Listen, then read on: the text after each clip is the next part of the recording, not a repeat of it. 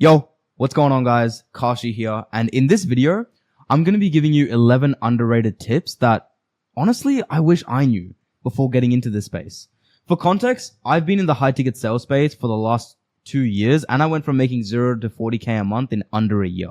And I'm still in this industry to this day, so all the advice and tips I'm giving you are still applicable in 2025 and for the next couple years, maybe even 10. So go grab a pen and paper, that way you can take some notes and write all of these down. So the biggest mistake I see most people do when they get into high ticket sales is they think how you make money is by focusing on your skill set. Now, don't get me wrong. Skill set is definitely important. However, it is nowhere near as important as the opportunity you're on. Think about it. You can be the best salesperson in the world. You can do role plays, call reviews, and become the best sales guy.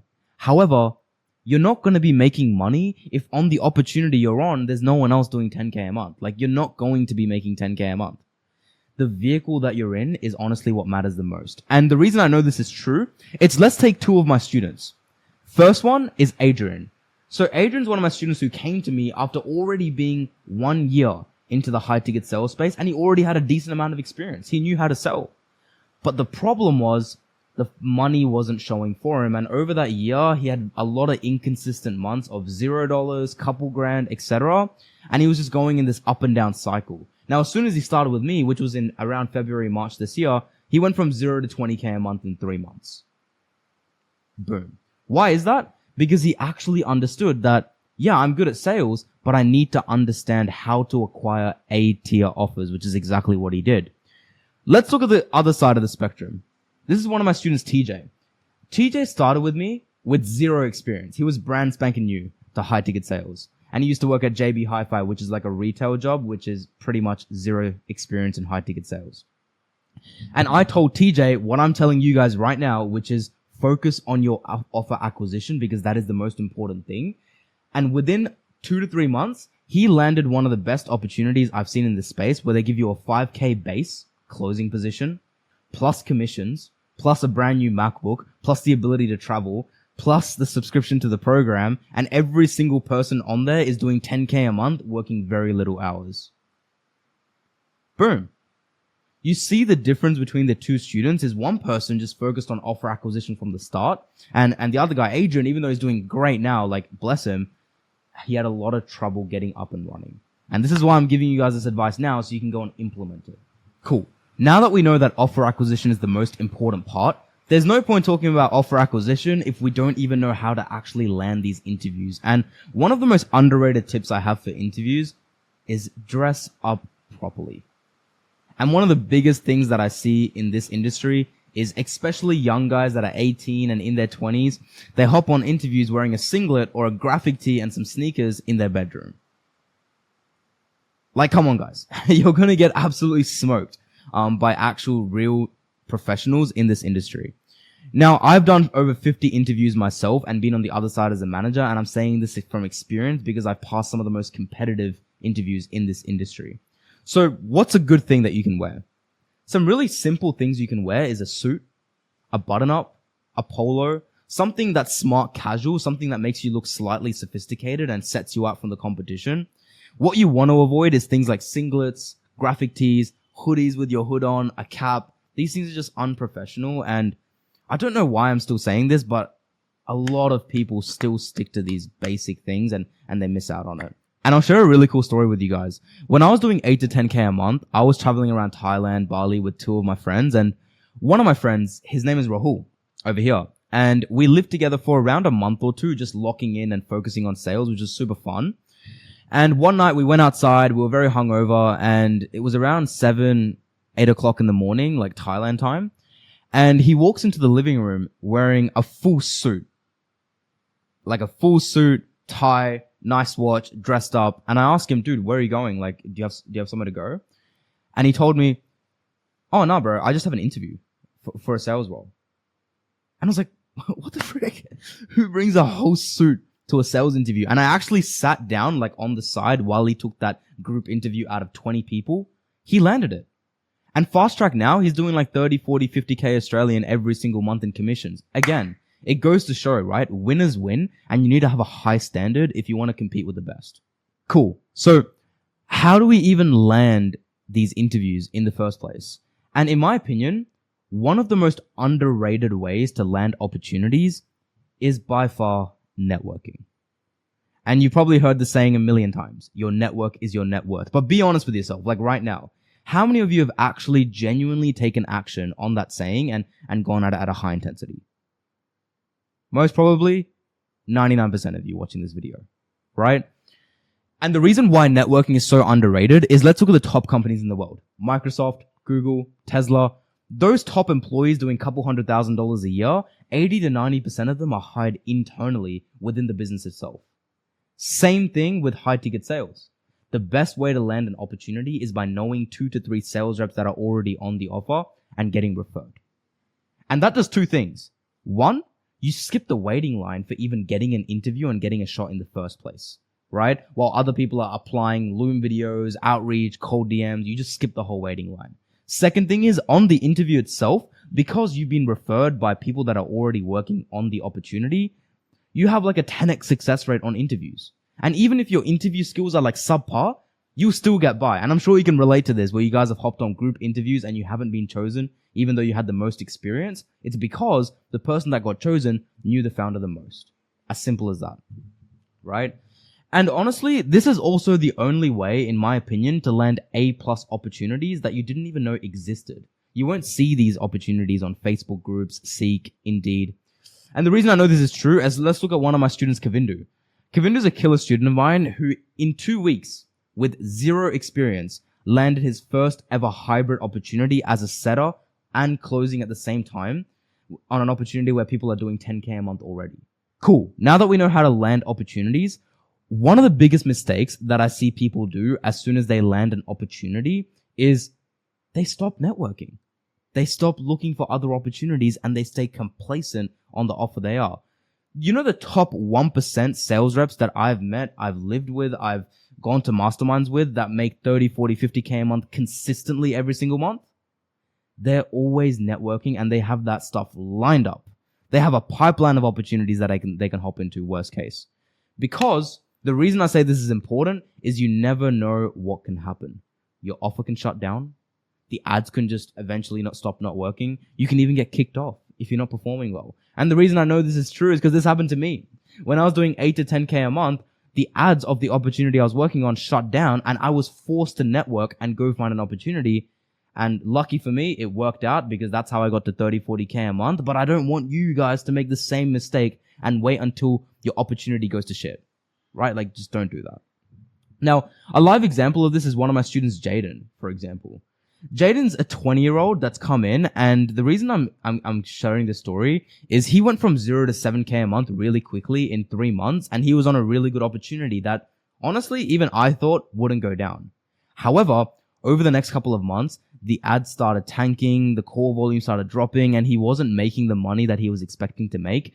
And you know what Jaden did? Literally within a month, because he was networking while he was on the opportunity, he jumped on a brand new closing opportunity that led him to make 15K within the next month. Boom. And now he's doing consistent 15 to 20K a month. And in the last 11 days, he's already done $9,000 in commissions. So it'll be a record month for him. Again, this is the importance of networking before you find the opportunity and networking after. And this next tip is something that honestly, like, people don't talk about enough. And it's called being human. Like, just don't be a robot. And I'll give you an example of this. Most sales guys and online business people that get into this space, they're usually hustlers. They're usually young. They're usually people that want to work hard and they have big ambitions. And I was this kid. I was the 18, 19-year-old sitting at home 12 to 16 hours a day staring at a screen, avoiding my family and cutting off all my day one friends. Like, honestly, that's good in some aspects, but you need to be human and just be normal, right? Like, go touch grass, go outside, have fun, hit the gym, self-develop, spend time with your partners, and this will actually improve the amount of money you make and also your mental health, right? And the reason I know this is true is every time I traveled outside of my country, I went to Bali, Dubai, India, I ended up making more money on the month that I traveled. It's not a coincidence, guys. The reason for that is I'm being detached from the process and I'm starting to love it more. That's why.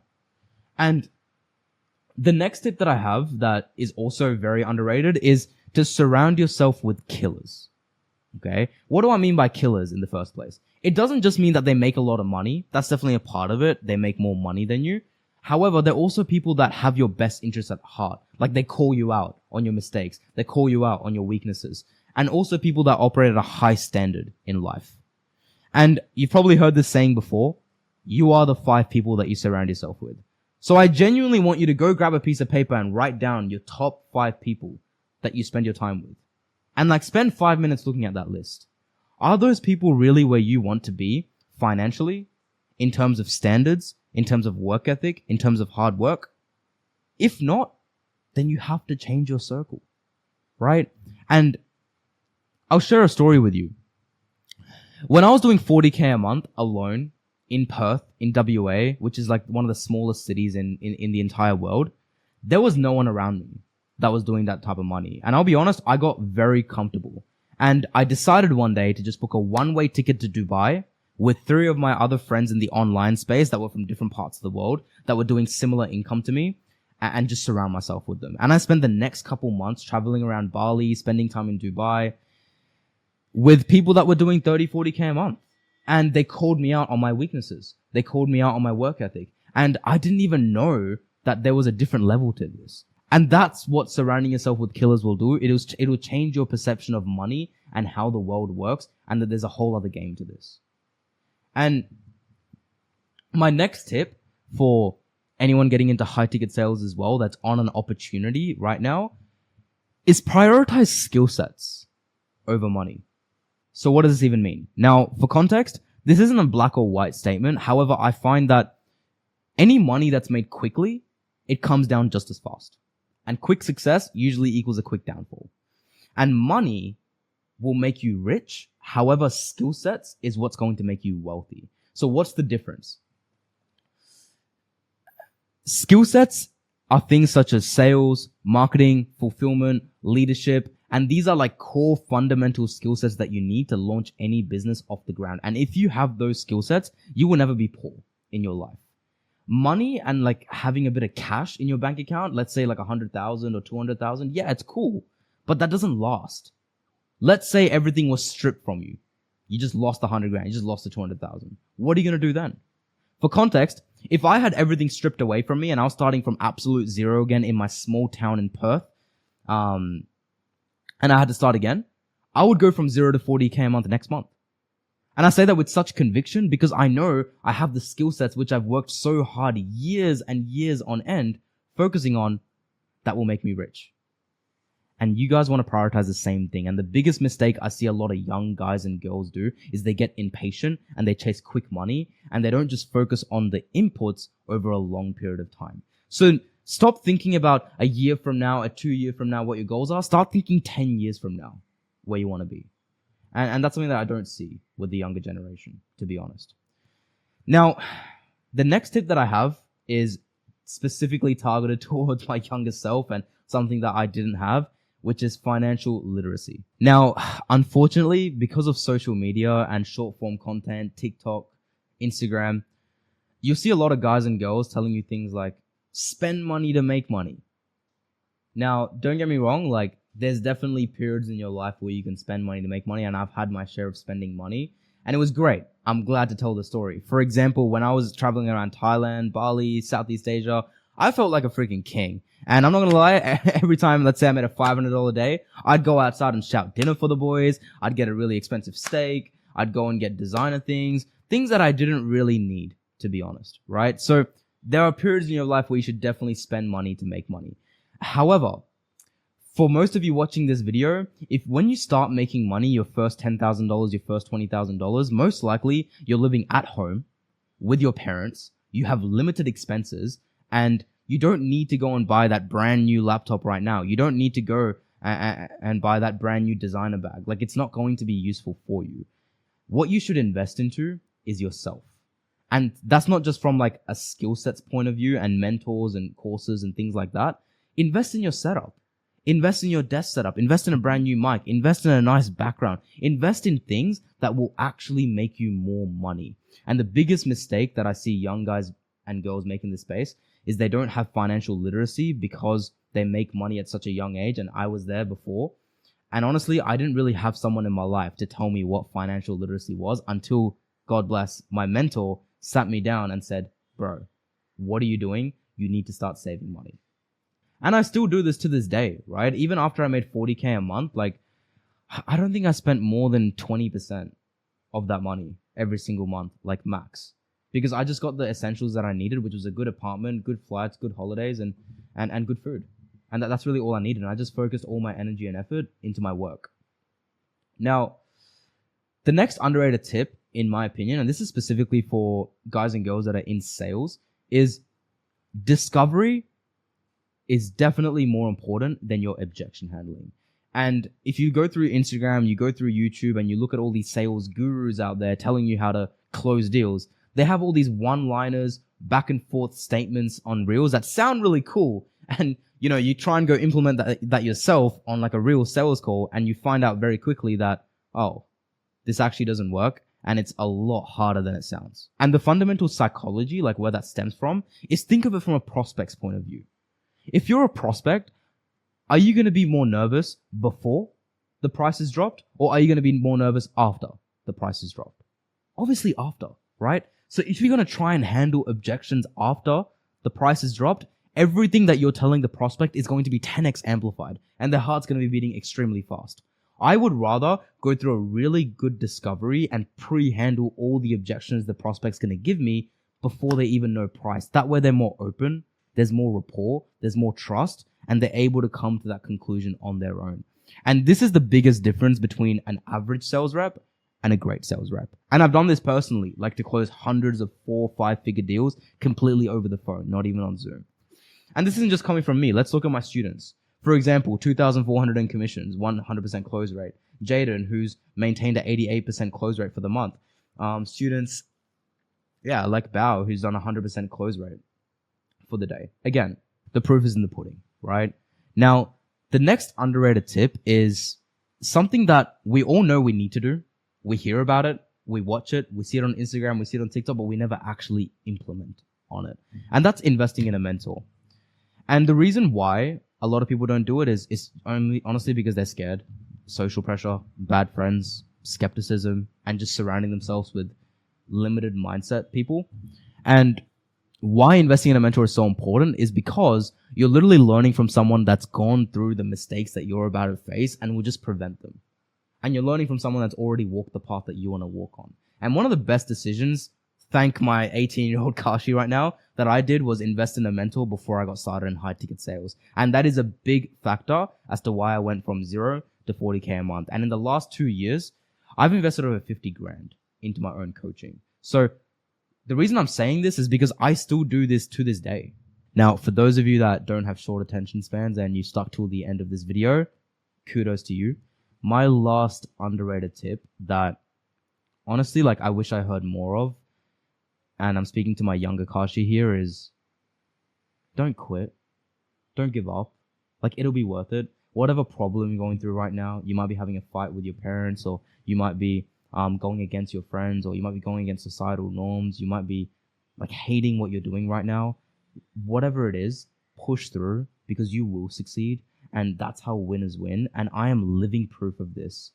I grew up in a small town in Perth, in a normal high school, in a traditional family. There was nothing special about me. If anything, I was shy. I was a bit introverted as well. And fast track a year later, I completely changed my life, traveling to some of the biggest cities in the world, making more money than I could have ever dreamed of, and giving back to my family and helping them out as much as possible. I am living proof of this, guys.